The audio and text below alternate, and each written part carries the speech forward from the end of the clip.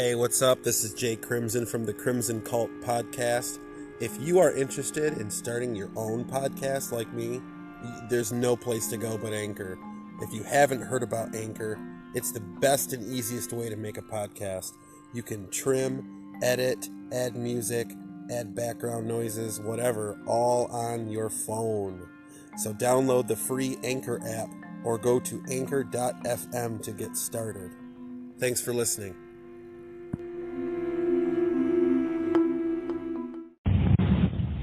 Hello?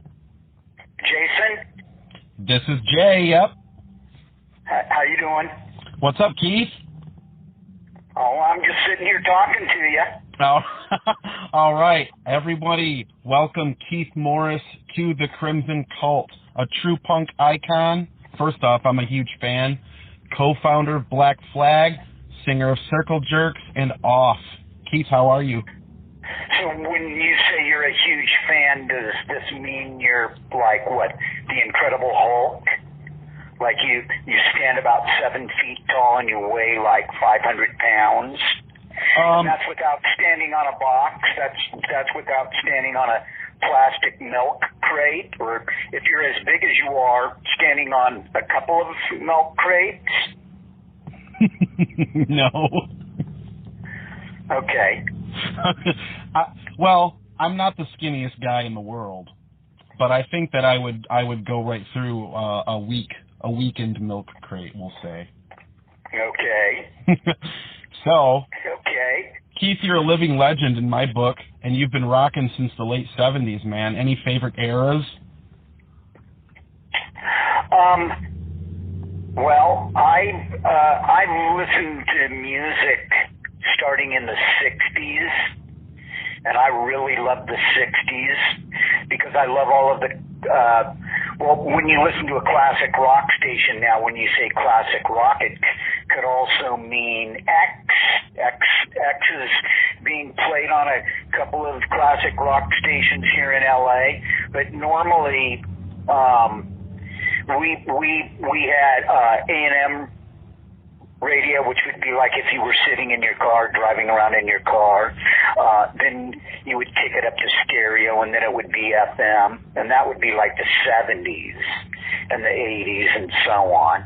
I'm a big fan of like the British Invasion, so I've got posters in my living room, and I'm looking at the Beatles and the Rolling Stones and the Who, Velvet Underground. Yeah. You know, and then when you start talking about like classic rock, and what I mean by classic rock would be like Black Sabbath and Deep Purple, Alice Cooper. You know, but of course you would still include the Beatles and the Stones and the Who and the Kinks. Yep. And the Hollies and the Zombies. You know, and I like Motown. I really like Motown. And I also like Stax. I really love Stax.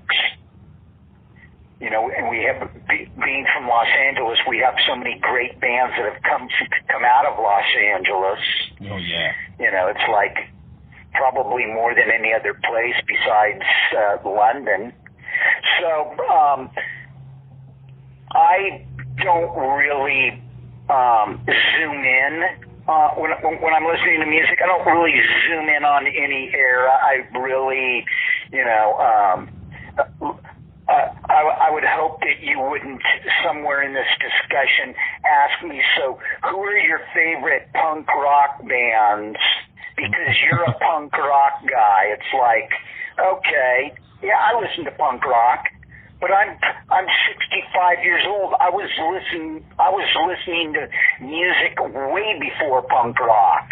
So right. It's like, you know, a lot of people, you know, a lot of people don't expect somebody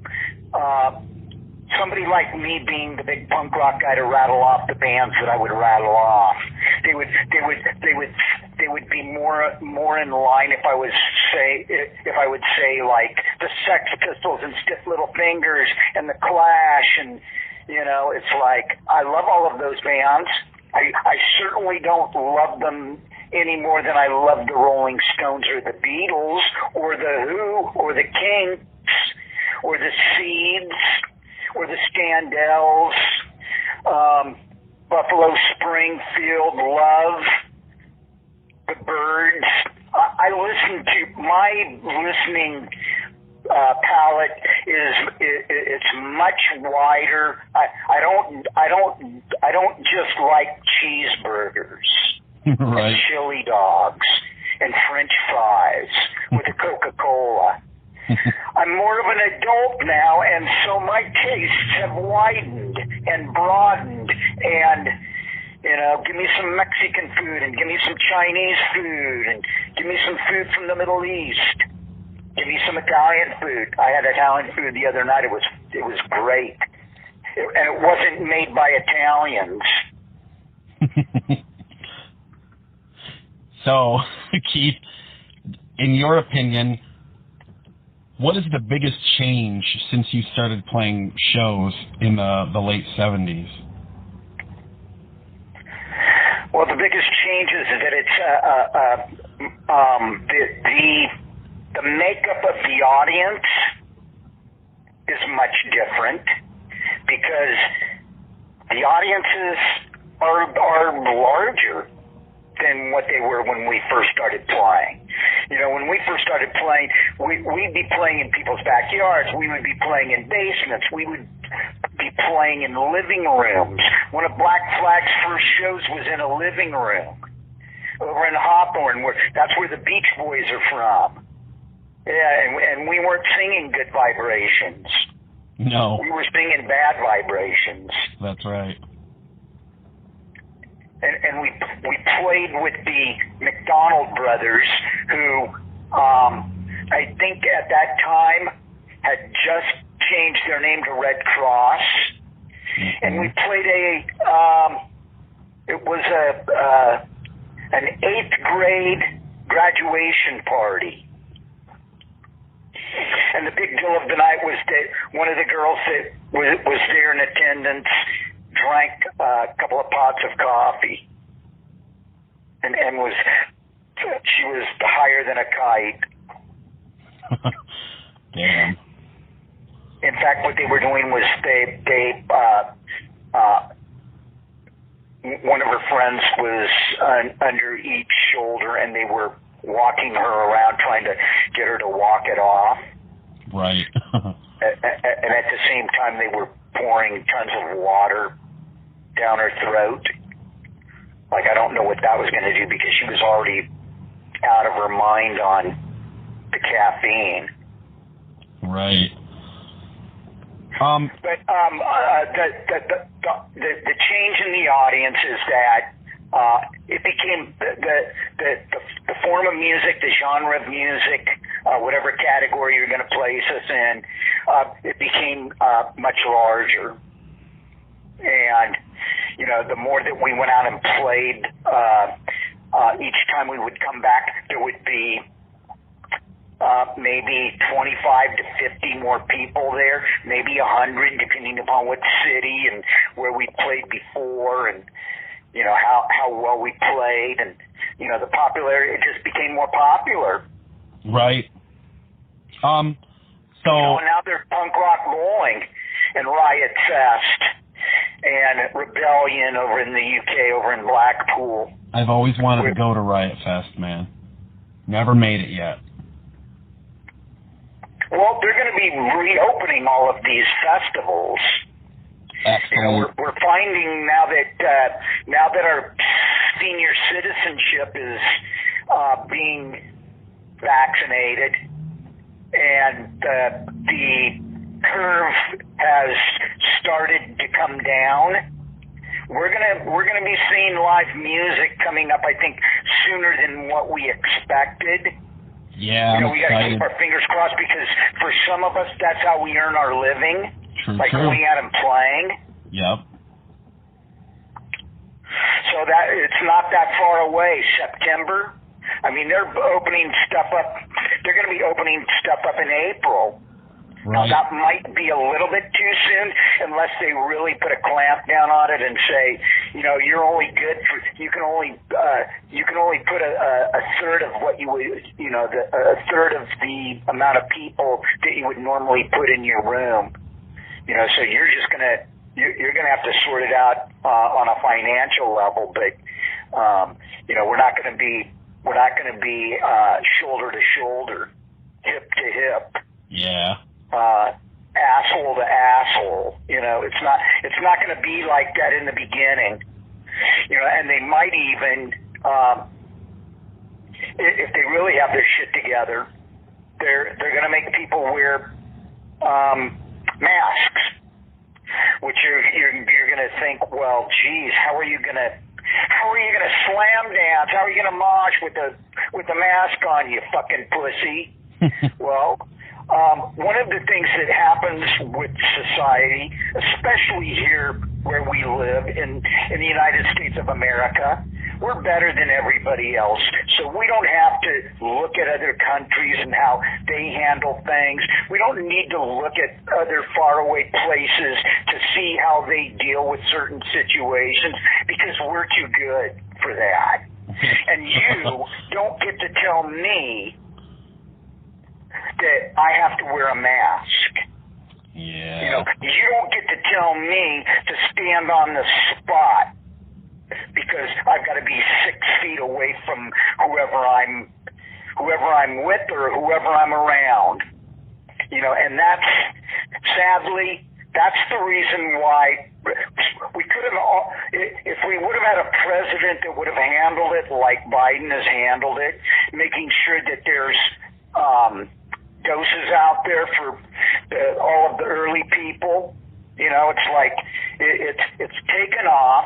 I've already been vaccinated twice, and I feel all right. I mean, I got a few little minor things going on, but it could be because of something that I ate, or it could be because there's a big change in the weather. It could be maybe I'm stressing out about a couple of things, and I'm just not sleeping properly. But I feel pretty good. Good. If I had COVID, fortunately, I was in the very beginning. I got a recording that was messenger to me on Facebook, and Facebook actually, as fucking horrible as it can be, which it is probably about 75% of the time. Yeah. I got this message. It was a recording. One of my friends, a guy named Tito Lariva, he was in a LA punk rock band called The Plugs. Then he started a band called Crusados, who actually became way more popular than The Plugs because they were going on tour with Bruce Springsteen and Fleetwood Mac, which that's a really big deal for a band to be able to go out and play with bands of that stature. Yeah. That certainly will raise people's awareness. That'll get your music played on the radio. That will mean that you could actually buy a car and buy a house if that's what you're into. Anyways, he sent me this recording, and what it was a woman who she was either a doctor or a nurse. She was working in a hospital on one of the islands off the coast of China. Now we know that's where COVID came from. That's where this form of SARS or whatever they're labeling it, the plague, the super flu or whatever it is. They had started performing autopsies. This would be on mainland China. And they started performing autopsies on some of the bodies of the people that have died from COVID. And they're discovering that it attacks the lungs, just like pneumonia. And what it does is it hardens in the air sacs in your lungs. I guess your lungs are made up of like zillions of these oxygen bags or what have you.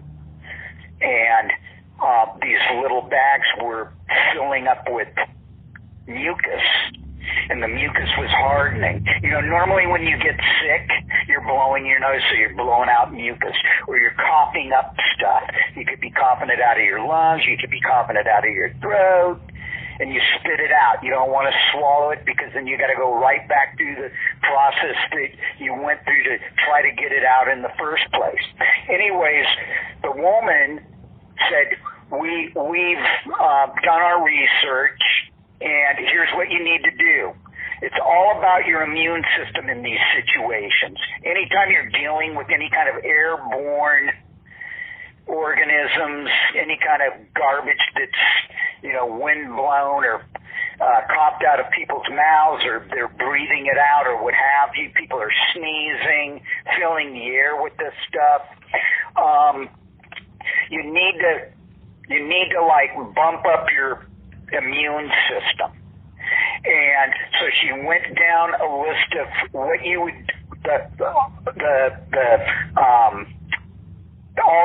all of the ingredients you would want to take to make your immune system strong enough to ward off this COVID-19. And she basically, there was vitamin C, but in large doses, and it's like, you know, they're talking about these extremely large doses of vitamin C that are only going to make your stomach hurt, they're going to make your piss hurt, you know, they're going to give you diarrhea, and, you know, it's like, no, maybe you should cut back on your C. But anyways, she went down this list, and as it turns out, I had already been using some of the stuff that was on this list because I travel a lot. And if you go into an airport, if you're traveling a lot and you're in a place where there's a lot of people coming and going from all over the world and all over these different places, coming in from Montreal or you know, people like on the West Coast up in Seattle, that was the first major U.S. city to be hit with COVID because they have such a large Asian American population. And it's like one of the first stop-offs if you're flying over from China. You know, before China put the clamp down over there, people were flying out and flying into Seattle. So Seattle had a spike that, you know, they didn't even know what to do with. Anyways, getting back to the immune system boosters, you have C, you have D3, you have magnesium, calcium, zinc, and I've been using zinc like a mouth spray right before I would go in. If I'm flying somewhere, I know that I'm going into an area where there are all of these people moving around, all of these people coming and going from all of these different places, and it's just a hotbed for garbage in the air. And so I was using the spray zinc, like 6 sprays to the back of the throat. I was also taking echinacea. I was taking turmeric. I was also taking a really seriously strong oregano oil, which will kill anything in your mouth like immediately. And you got to be really careful because if you get a strong oregano oil, it'll fucking burn your tongue. It'll burn your throat. It'll burn your stomach. So you gotta, you know, you gotta water it down, or you gotta put it in your orange juice, or, you know, if you're having some hot tea, maybe mix some of it in with the hot tea. But anyways, I was taking all of this stuff to boost myself, knowing that, you know, when you go on tour, this is another part of this. Not just dealing with the airports, but when you're on tour, you're dealing with all of these climate changes. Mm-hmm. And like one night you could be and freezing cold. You know, you play in a room and it gets to be 98 degrees, 100 degrees in the room.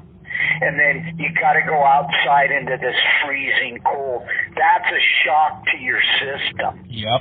You know, so you got to get your sleep, you got to drink your water, you got to eat good food, you know, you got to rest whenever you can.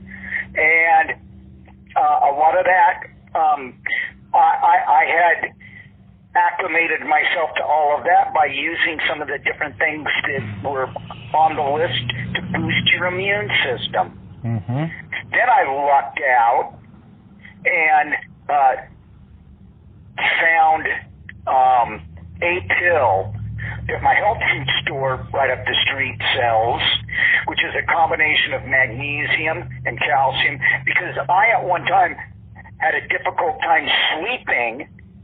So everybody was saying, well, you're going to take tryptophan, which is in cheese and in turkey, you know, and it's like, okay, or you could get the pill. And I tried it, and it mellowed me out, but it didn't conk me out. So I tried using all of these other things, magnesium and calcium. Those are basically, they'll mellow you out, and they will help you relax, and they're good for your nervous system.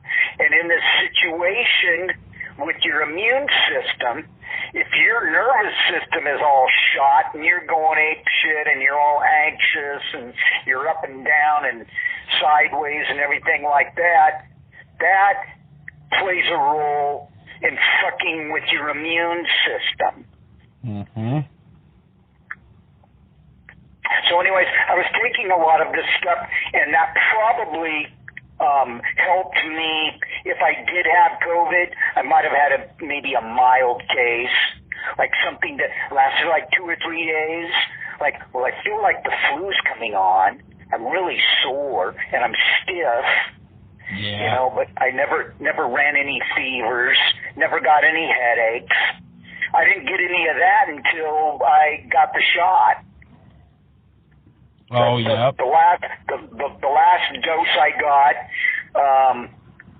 I felt bad for a day and a half, and then I finally said, "I'm not laying around anymore. I don't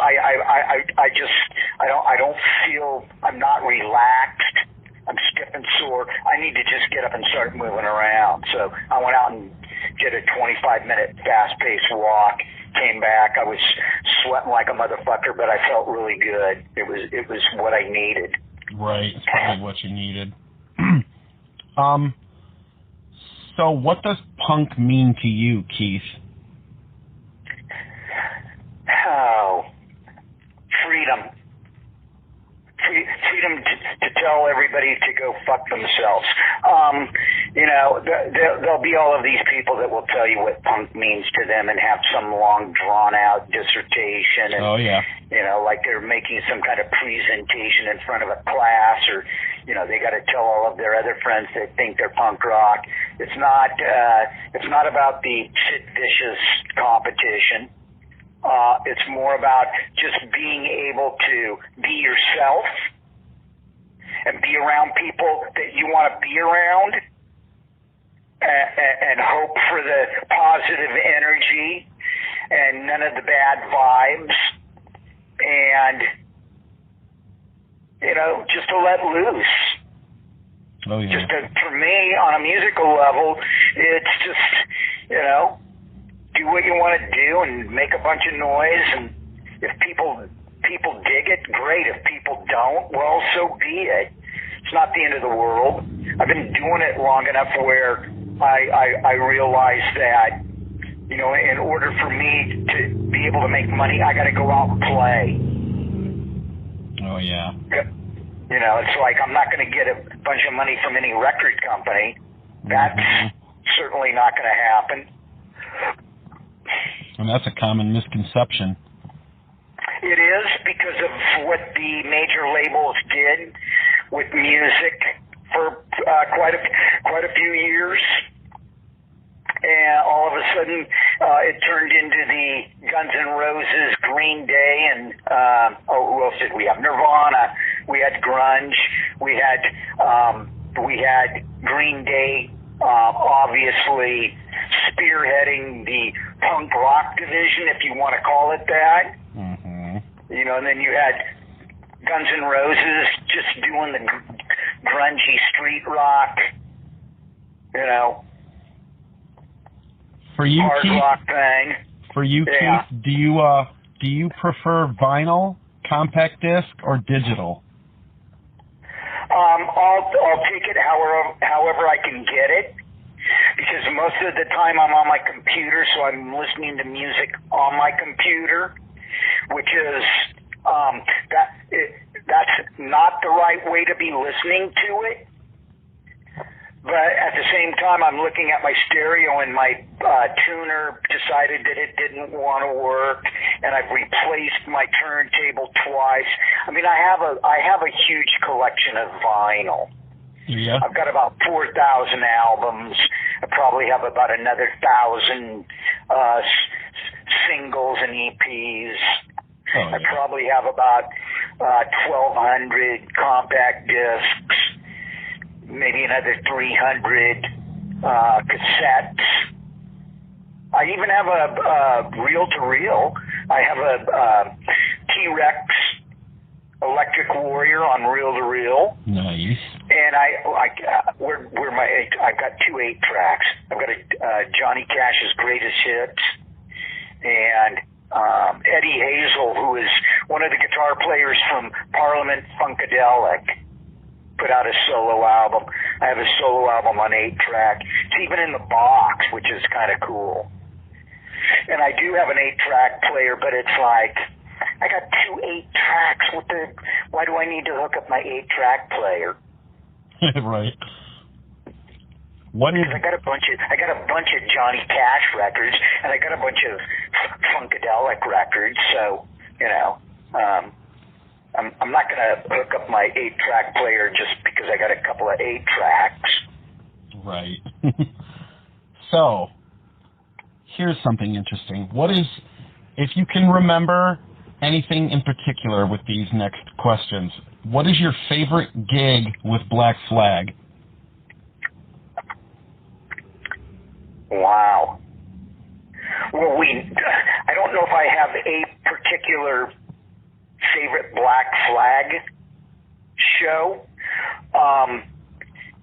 because the whole thing at that time was everything was flying so quickly. You know, there were one night we booked 7 shows on a Halloween. Like, okay. And we tried to plan it to where the drives were like 10-mile drives, 15-mile drives. The longest drive was maybe 20 miles. And we thought, well, we'll just get in, we'll play our set, because we're only playing 16 songs, which means we're only playing like a 15, 20-minute set.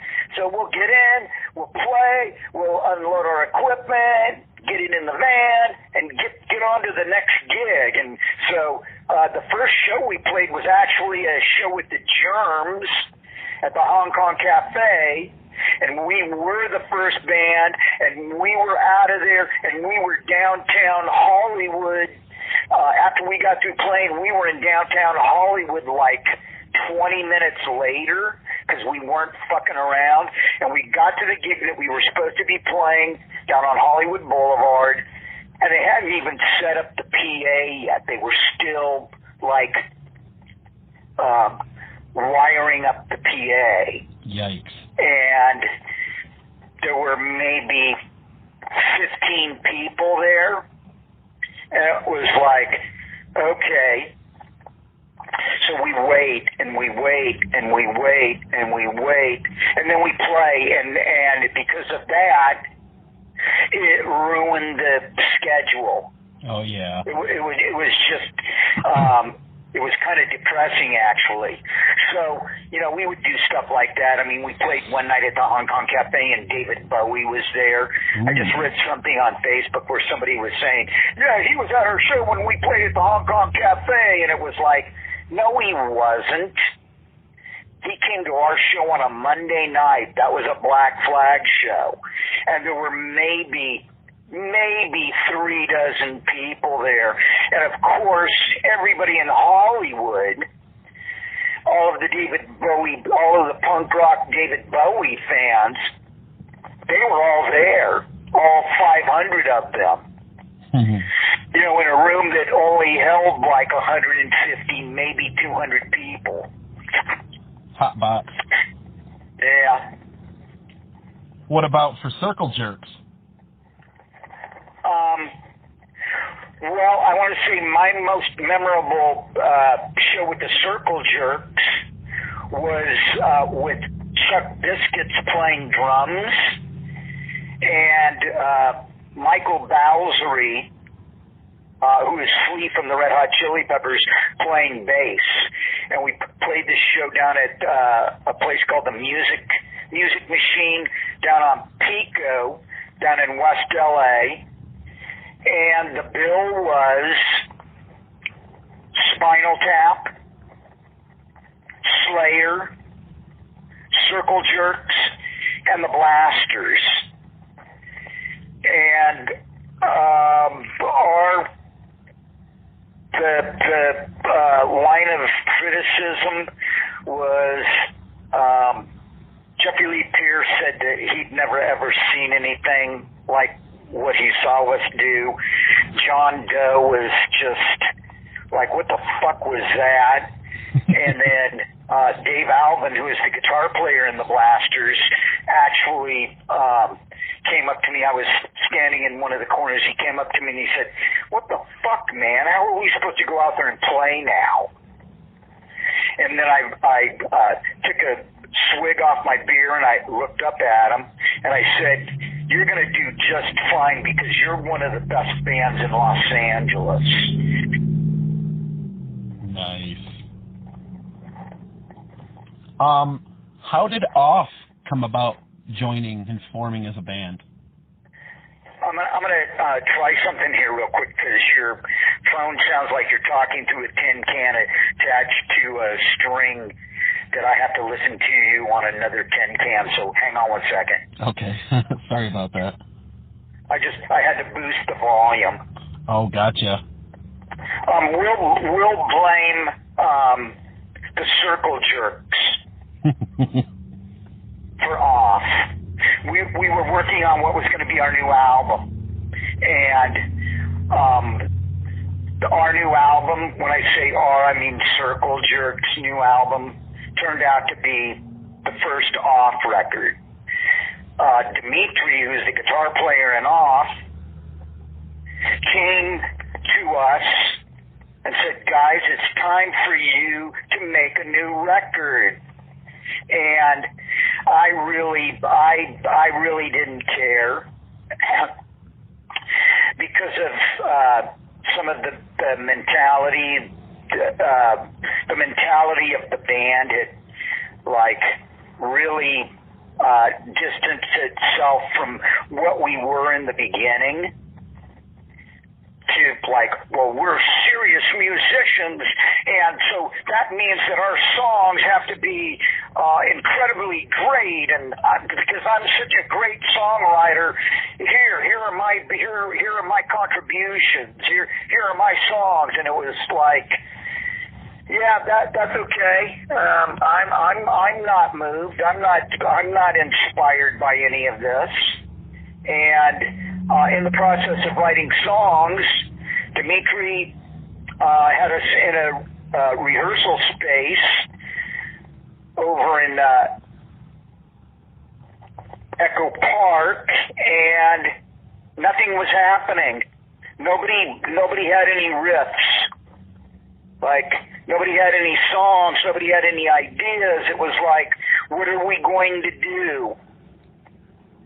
And Dimitri said, well, certainly as a band, you're no longer going to be paying for a rehearsal space to come and meet because you'll just be wasting your money. And so Dimitri and I decided that we were going to turn my living room into our workspace. We didn't need to set up all of our equipment. We needed to just start fucking getting creative and coming up with some riffs. And I had been writing lyrics, but a lot of my lyrics really were not, I don't think they were really suited for the circle jerks. So it was like, well, I had to rethink that process. Anyways, Dimitri and I are meeting in my living room. And Dimitri, after a couple of weeks with nobody showing up, so, you know, I chose my space because it's centrally located. Two of the guys live like half a mile down the street from me. Hudson would have had to be driving in from Encino, which is like 25 miles away. And I think he was kind of put off by that because he wanted us to work out at his house. And it was like, so the three of us are going to have to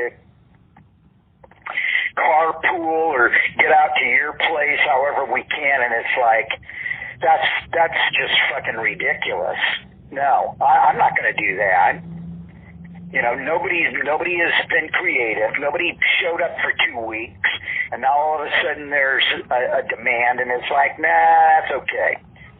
So anyways, Dimitri said, look, guys, we've got a deadline because Hepson's getting ready to go out and do a Bad Religion Warped Tour. You know, so it's like the circle jerks are now under the gun to do this because I'm going to be gone. And it has to be done before I leave. And I thought that was kind of ridiculous, but it is what it is. Mm-hmm. And so anyways, Dimitri and I are basically, we find ourselves, he and I, in my living room, creating whatever was going to be used for the Circle Jerks album. And it started to get ugly because two of the guys, they didn't like Dimitri. And at one point, I get a phone call at 10:30 at night. I'm laying in bed. I'm getting ready to watch a DVD, and I'm getting all comfortable, and I'm feeling really nice, and not going to be up very much longer. And I get a phone call, and it's Greg Hudson, and he says, Keith, we know you're going to quit the band. This is how the conversation started. Very, very lopsided conversation. Keith, we know you're going to quit the band, but we're not working with Dimitri. Dimitri's egotistical. Dimitri's demeaning. Dimitri's this. Dimitri's that. Dimitri's all of these. He goes down a list, probably like 6 or 7 things, and each time he rattles off an adjective describing Dimitri, he's also rattling off an adjective that describes one or two of the guys in the band. And it's like, I'm thinking, this conversation's a joke. Why are we having this conversation? Dimitri and I had already written like 10 songs. And I get the phone call, and at the end of the phone call, I think it was maybe a 15-20 minute long phone call, I really didn't have much to say. Except at the end of the conversation, I said, you're right, I quit. You know, and maybe the mentality amongst those three guys was, well, he'll say he's going to quit, and he'll go off and he'll try to do something with Dimitri, and he'll be back in a couple of months. He'll be back by the time I come back from the Warped Tour. And Dimitri and I wrote more songs and compiled a list of people that we wanted to play in the band, which did not consist of more than probably, I think it was 6 guys.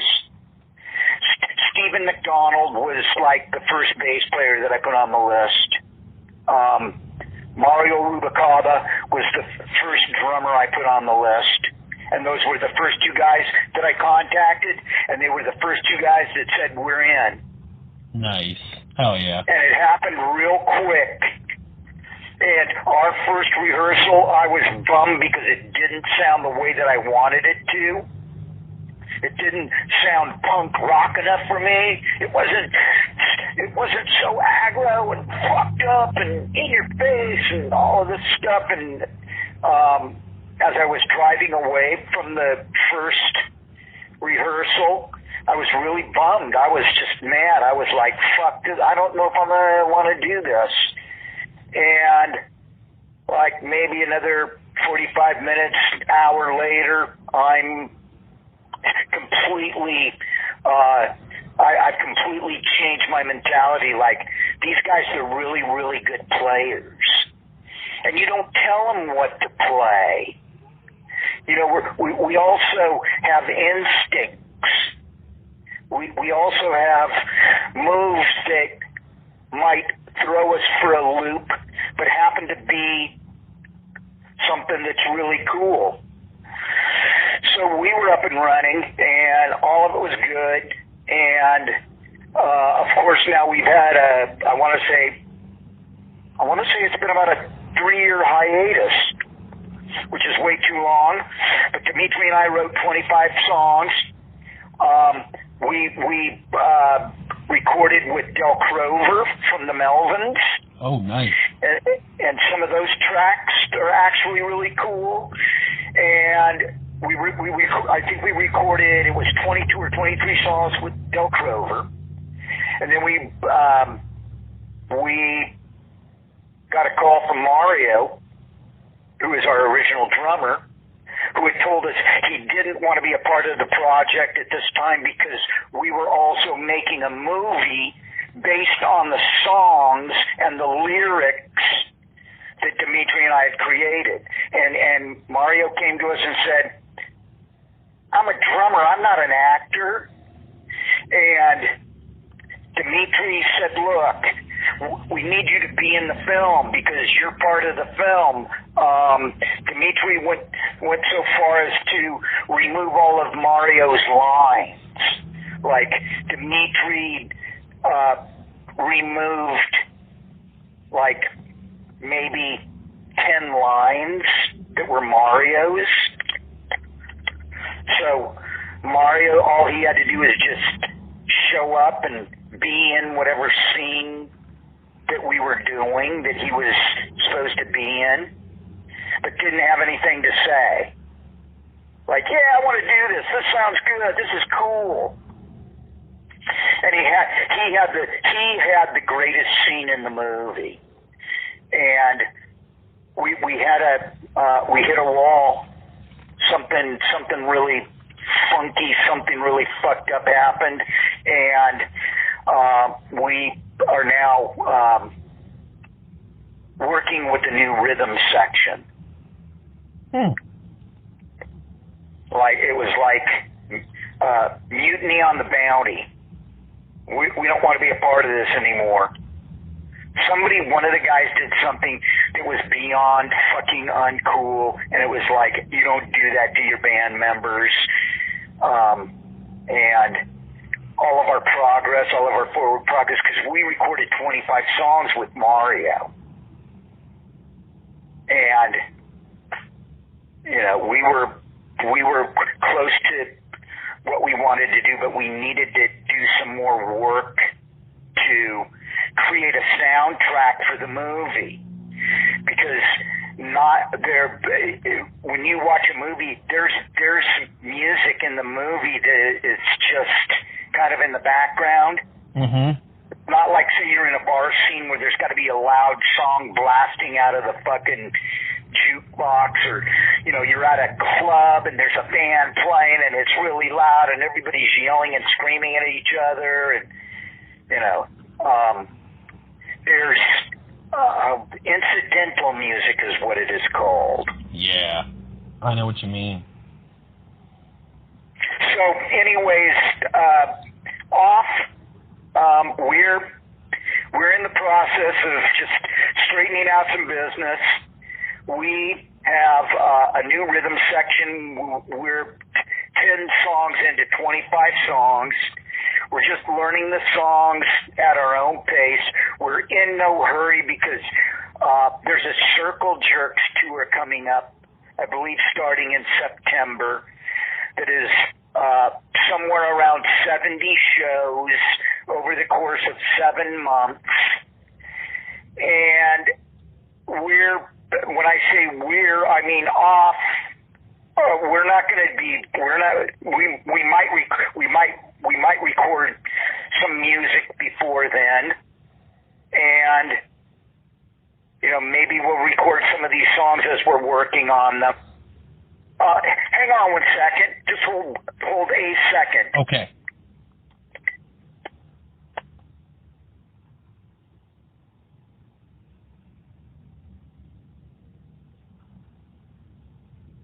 I get all of these robot calls. Oh, yeah. Right now my warranty is up, and I need to renew my warranty. And because I'm 65 and I responded to something on Facebook about Medicare and all of the different plans, I'm now at least once a day getting a call from some insurance provider who's going to get me the best deal that I could possibly ever get. I hate that shit. Yeah. Well, I get a lot of that. I mean, I guess when you reach a certain age, it just becomes part of the program. And I'm not down with that part of the program. No, me either. So off won't see the light of day until the Circle Jerks.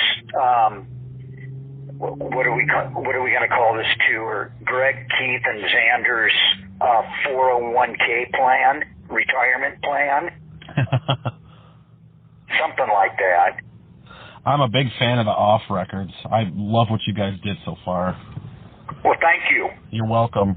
What are if you wouldn't mind, who's your biggest influence as a vocalist? Henry Rollins. He's just the greatest. I'm being facetious. I'm certainly not going to rattle off any punk rock vocalists, although HR's pretty crazy. Mm-hmm. HR in the beginning was pretty rad. I'm a big fan of a lot of the Bob Dylan is. I love his lyricism in the beginning when he first started out. I mean, he's a terrible vocalist, but it's also when you hear Bob Dylan, you know it's Bob Dylan. He makes it work. There are a few vocalists that are like that, like Mick Jagger and Paul McCartney and John Lennon. I like all of these guys. If I'm talking about like a real singing operatic type vocalist, that would be somebody like Ian Gillan from Deep Purple, who was also in Black Sabbath. I think he was in Black Sabbath. They made one album together, the one with that little red devil kid on the cover.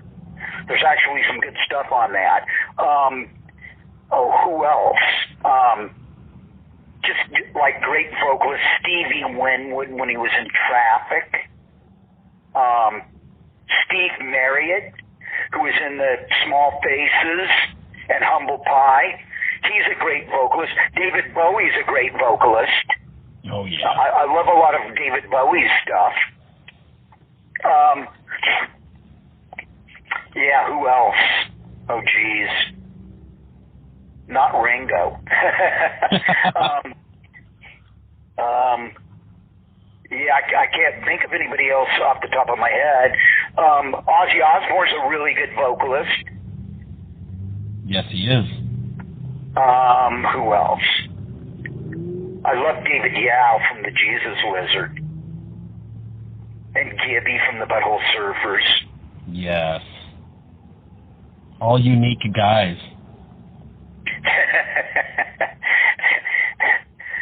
Understatement. My chocolate.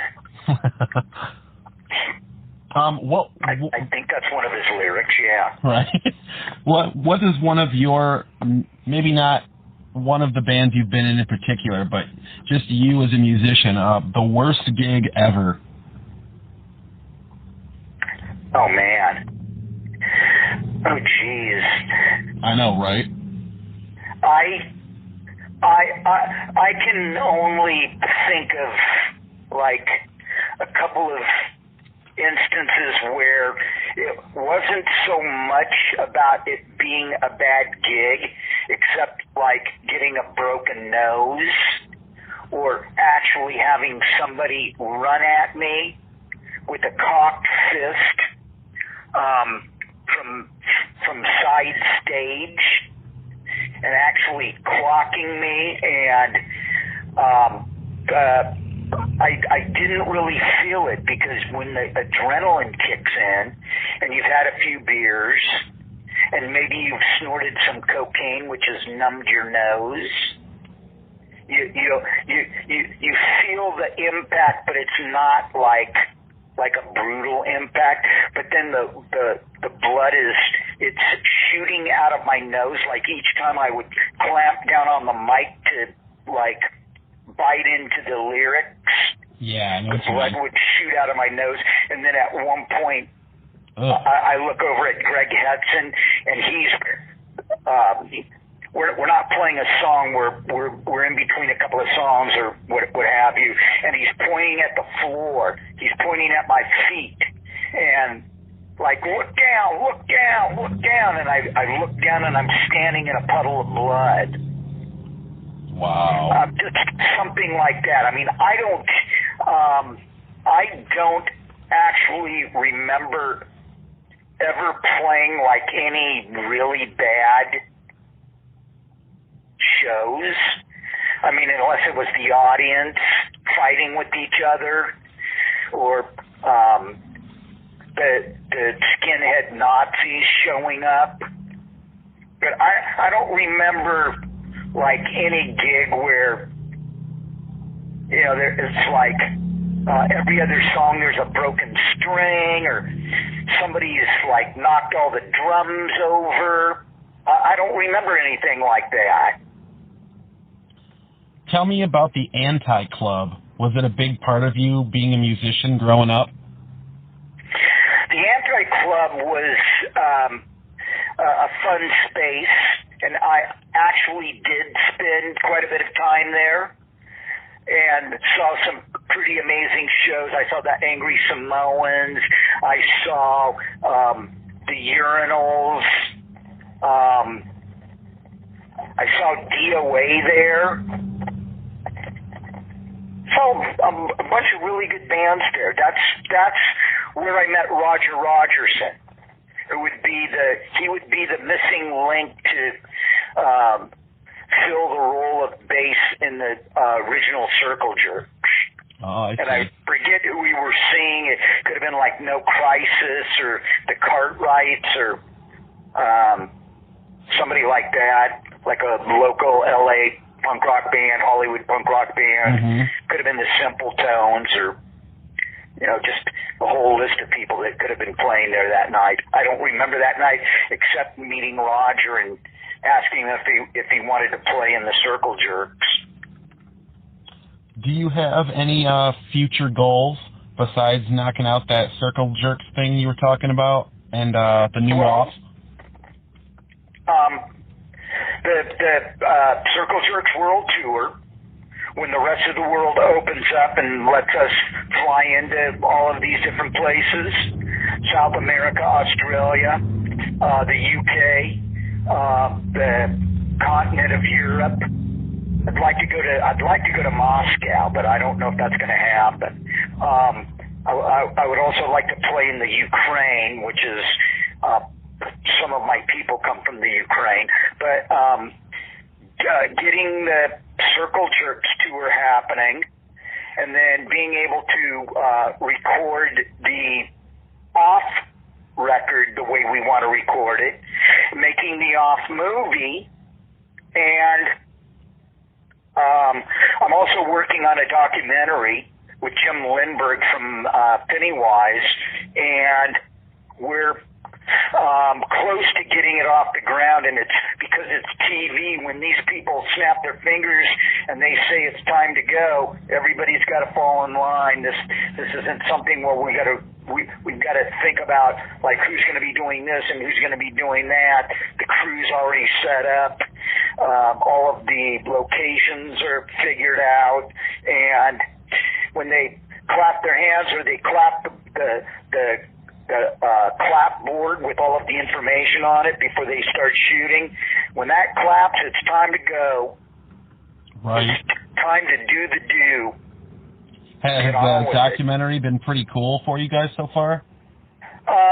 We've been working on it for over 3 years. We had one company pull out, and they'd offered a big chunk of money. It was perfect for them, and what happens at these companies is they go through regime changes, which means here's a whole new group of people.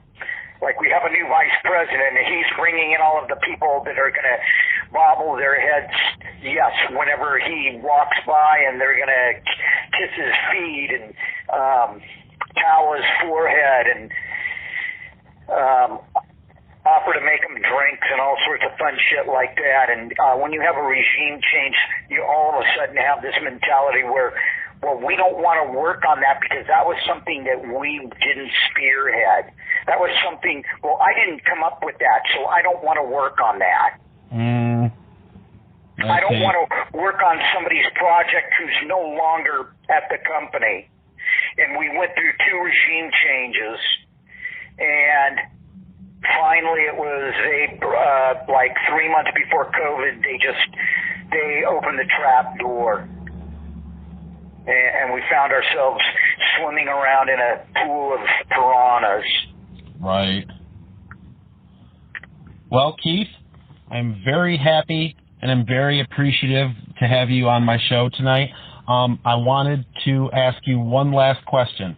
And can you explain to the cult what a germs burn is? Explain to the cult? Yeah, now when you say the cult, like am I talking to like the guy that sings oh geez, what he's saying off of like the Love album or no, not the band The Cult. No, I actually saw them in Texas on a tour. We were heading east, and they were heading west, and the opening band was Guns N' Roses. I completely freaked out because I'm doing this because I started to write a new book, and one of the chapters I want to just write about all of, well, not all of the shows, just because I can't put all of the shows that I went to in a chapter, but just pull out like shows that were special.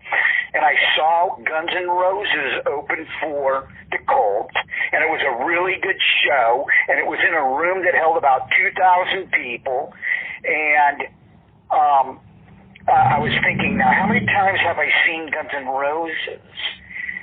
And the answer to that, with the show in, I believe it was San Antonio, that makes, it's either 4 or 5 times that I saw Guns N' Roses. Anyways, getting back to the germs burn, there are people parading about, prancing about, dancing about. I've got a germs burn, and the folklore for the germs burn is that it could only be applied by one of the members of the band. And my germs burn was given to me by Darby Crash.